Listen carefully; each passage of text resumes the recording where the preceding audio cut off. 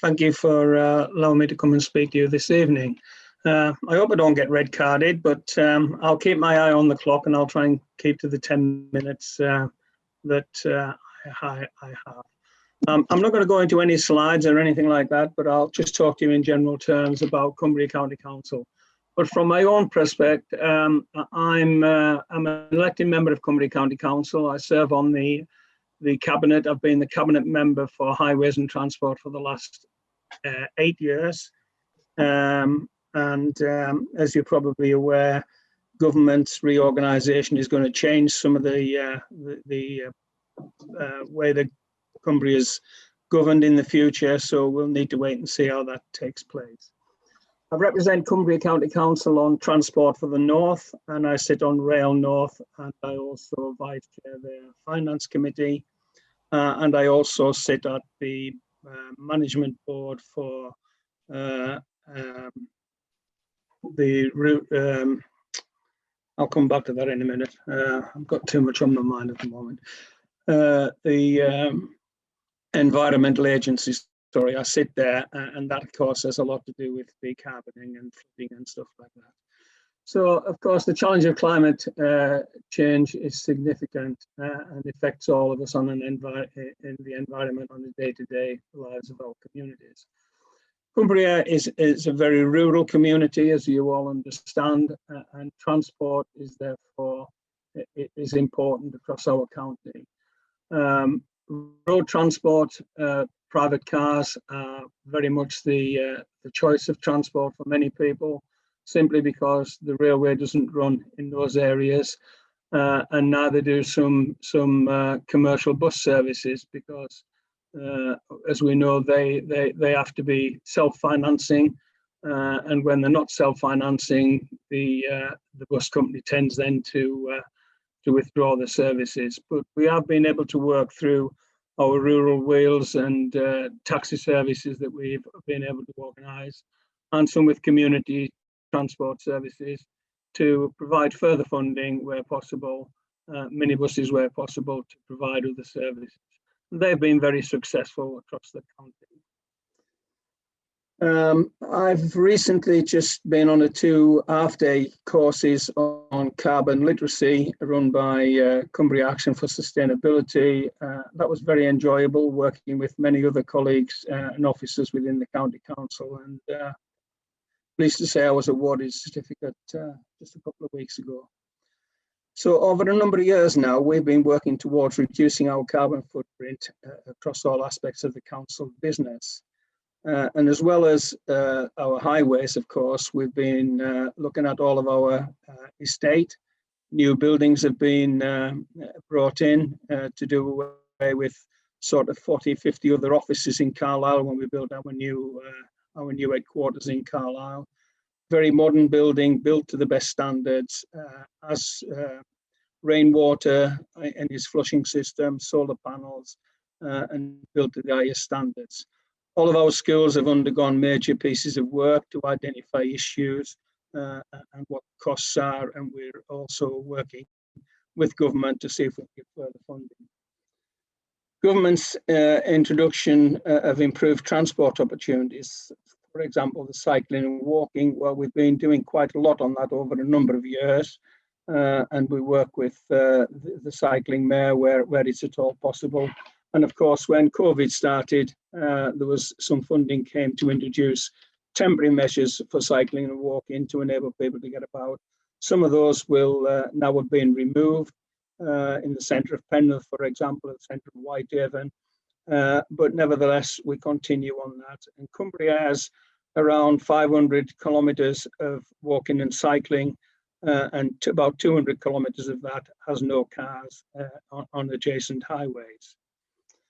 We've also been doing a large programme of work on our roadside lighting, which is very, very important and very costly. And since 2014, when we introduced LED lighting as a project on our 46,000 roadside lights, we've annually since 2014 saved 9,000 tonnes of CO2, and that continues.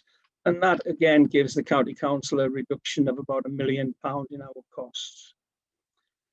Our highways asset is worth about 7.2 billion and is almost 800 kilometres of carriageway with 7,400 kilometres of public rights of way, all of which need to be maintained and kept to a good standard.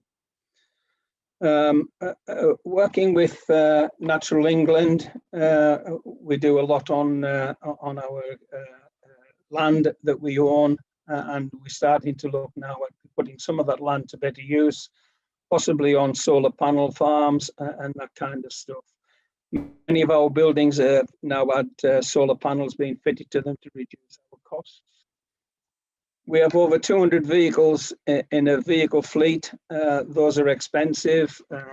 They cover a great deal of mileage across the county on a daily basis. And what we've gone through now is a new procurement process where we're going to start to bring in new vehicles, much more carbon-friendly vehicles. We have had on trial some electrical vehicles, but we haven't found them to be successful at the moment for the work that we want in them to do. We have a number of cars and small vans that we still have electrical vehicles. And again, on our premises across the county, we've been able to introduce vehicle charging points, primarily for our use, but also for members of the general public to use as well. And that's another big program we're starting to work with now with companies who predominantly have been in the petrol markets, but they're now seeing, with the introduction of electricity vehicles, electrical vehicles, that they're going to have to change their ways of thinking and working.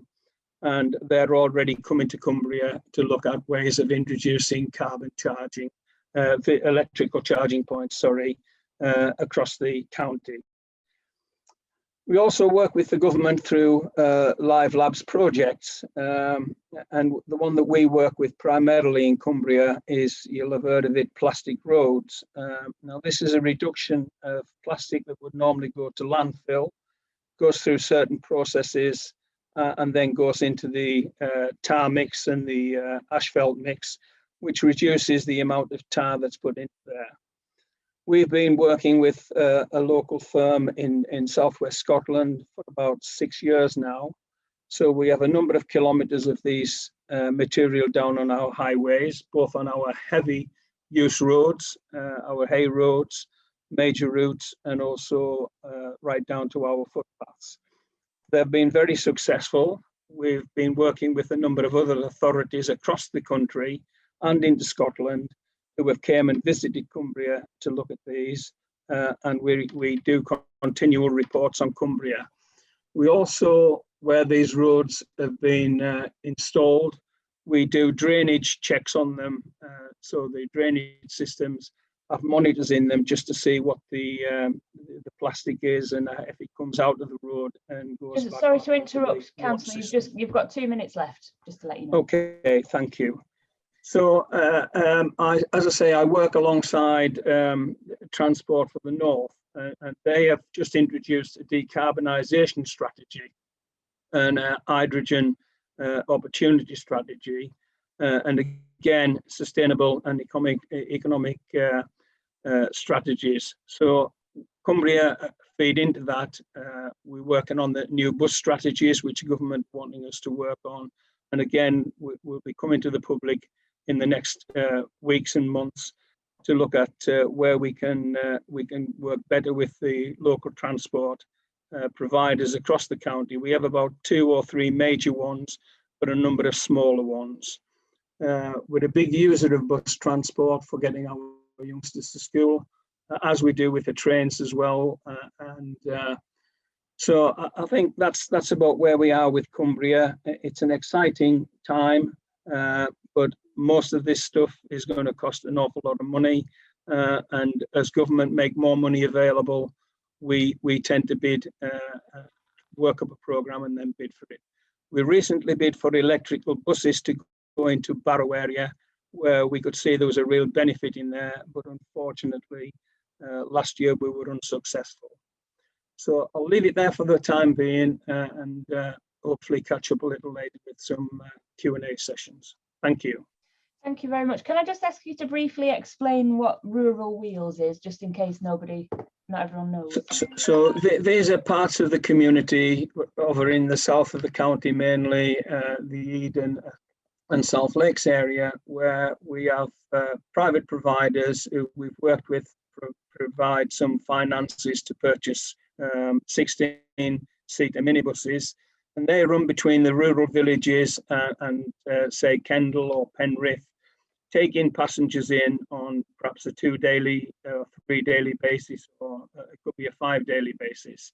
And one of them has just won the Queen's Award for community transport, and I'll be going along there in a fortnight to 3 weeks' time to help with the presentations. So that's the kind of thing that we have in Cumbria. It's where commercial services no longer are sustainable, and we work with the community to help themselves. We help with the training of drivers. We help with the maintenance of vehicles and the licenses and stuff like that. But again, they charge just to cover the cost of the run of the journey, and the rurality. The community knows when the bus goes, and they can go and get the shopping, do the doctor's appointments, that kind of thing. So excellent service, run by volunteers, very committed people. Thank you.